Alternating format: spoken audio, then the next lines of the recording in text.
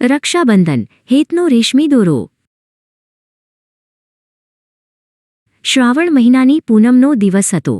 આકાશમાં સોનેરી સૂરજ ઉગ્યો હતો અને પક્ષીઓ કલરવ કરી રહ્યા હતા। આજે રક્ષાબંધનનો પવિત્ર તહેવાર હતો, જેને આપણે બળેવ પણ કહીએ છીએ। આર્યા અને અર્જુન વહેલી સવારે નાહી ધોઈને તૈયાર થઈ ગયા હતા। બંનેના મનમાં આજે ખૂબ જ ઉત્સાહ હતો, કારણ કે આ દિવસ ભાઈ બહેનના અતૂટ પ્રેમનો ઉત્સવ છે। આર્યાએ રક્ષાબંધન માટે પૂજાની થાળી સજાવવાનું શરૂ કર્યું। તેણે પિત્તળની એક સુંદર થાળી લીધી। તેમાં કંકુ, ચોખા, એક નાનો દીવો અને મીઠાઈ મૂકી। સૌથી મહત્વની વસ્તુ હતી એક સુંદર રેશમી રાખડી। આર્યાએ આ રાખડી ખૂબ જ પ્રેમથી પસંદ કરી હતી, જેમાં સુંદર મોતી અને રંગબેરંગી દોરા હતા।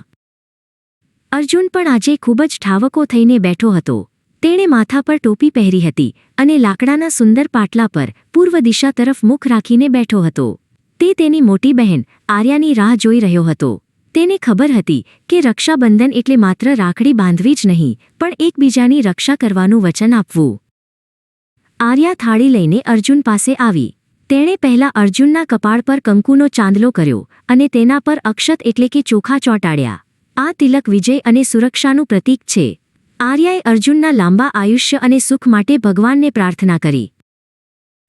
ત્યારબાદ આર્યાએ અર્જુનના જમણા હાથે રેશમનો દોરો એટલે કે રાખડી બાંધી। રાખડી બાંધતી વખતે આર્યાએ કહ્યું, ભાઈ, આ દોરો તને દરેક મુશ્કેલીમાંથી બચાવશે।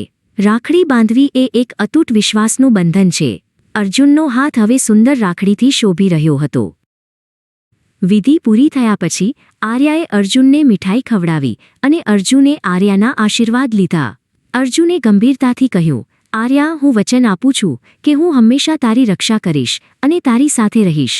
રક્ષાબંધનનો સાચો અર્થ જ એ છે બહેનની રક્ષાની જવાબદારી સ્વીકારવી। રાખડી બાંધ્યા પછી આર્યાએ અર્જુનને એક પૌરાણિક કથા સંભળાવી। તેણે કહ્યું, ખબર છે અર્જુન, આ પરંપરા વર્ષો જૂની છે। શ્રીકૃષ્ણ અને દ્રૌપદીની વાત તો તે સાંભળી જ હશે। અર્જુન ઉત્સુકતાથી સાંભળવા લાગ્યો। આર્યાએ રક્ષાબંધનનું મહત્વ સમજાવવા માટે આ પવિત્ર કથા કહેવાનું શરૂ કર્યું। એકવાર ભગવાન શ્રીકૃષ્ણની આંગળીમાં ઈજા થઈ અને લોહી નીકળવા લાગ્યું। ત્યાં હાજર દ્રૌપદીએ જરા પણ વિચાર કર્યા વગર પોતાની રેશમી સાડીનો છેડો ફાડી નાખ્યો અને કૃષ્ણની આંગળી પર પાટો બાંધી દીધો। તે સાડીનો એક નાનકડો ટુકડો જ પહેલી રાખડી હતી। શ્રીકૃષ્ણ દ્રૌપદીના આ પ્રેમથી ખૂબ જ પ્રસન્ન થયા। તેમણે વચન આપ્યું કે સમય આવે તેઓ દ્રૌપદીના આ રેશમી દોરાના દરેક તારનું ઋણ ચૂકવશે અને હંમેશા તેની રક્ષા કરશે।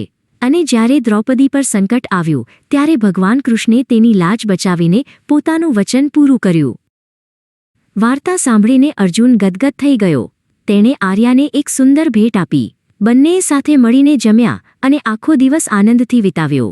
રક્ષાબંધનનો આ તહેવાર આર્યા અને અર્જુન માટે માત્ર એક વિધિ નહોતો, પણ એકબીજા પ્રત્યેના અસીમ પ્રેમ અને આદરનો ઉત્સવ હતો।